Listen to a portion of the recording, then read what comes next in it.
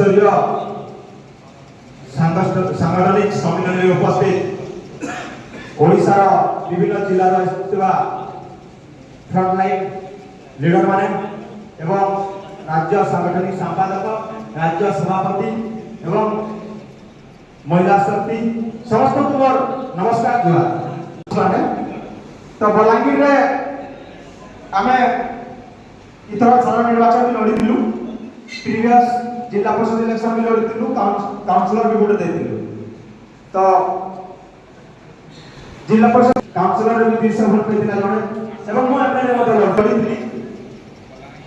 तो तरफी आगामी इलेक्शन रे मध्य बलांगीर रो लड़ाइबो।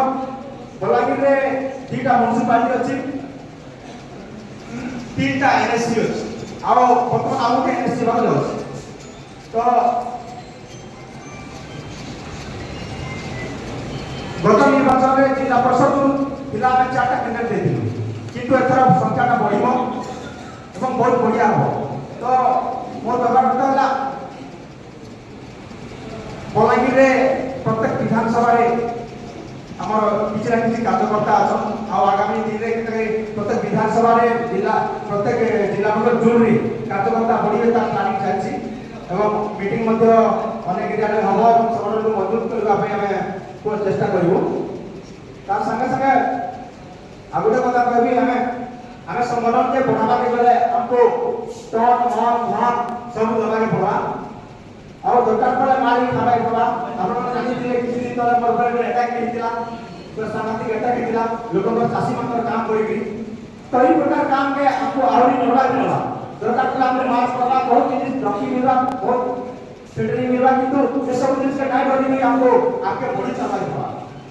तो मैं गुटे जिनिस कहबी हमको साथ साथी रो आरंभ कर रिलेशन पर्यंत गांव आरंभ कर शहर पर्यंत समूह रे हम संगठन के विस्तार करा पड़ा प्रत्येक लोगों को जोड़वा पड़ा।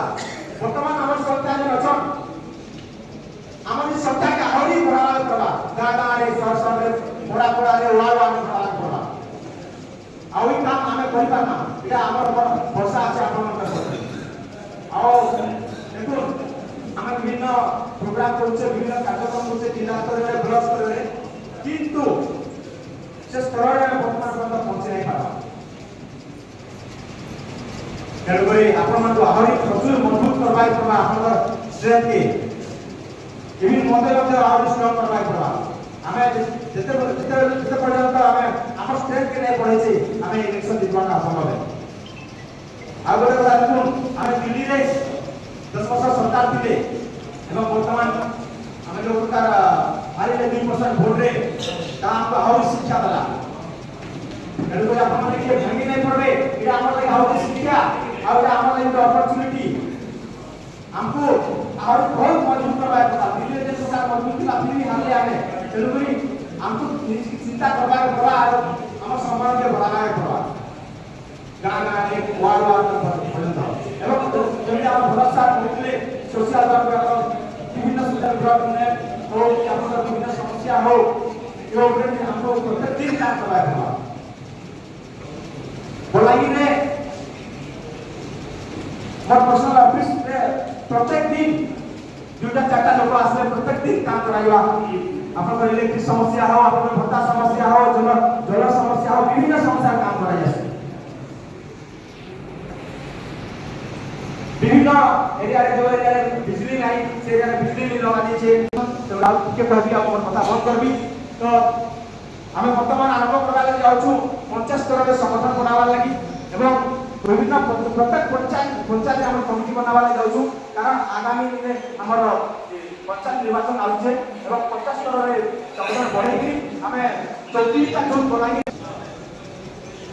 एवं 2टा म्युनिसिपालिटी अछि जिला बलांगीर तो म्युनिसिपालिटी के मध्य देखु चिन्ह अछि काउंसिलर रे चिन्ह अछि जिला परिषद चिन्ह अछि से तो सेही हमर म्युनिसिपालिटी एवं पंचायत निर्वाचन में मजबूत से लगा धन्यवाद।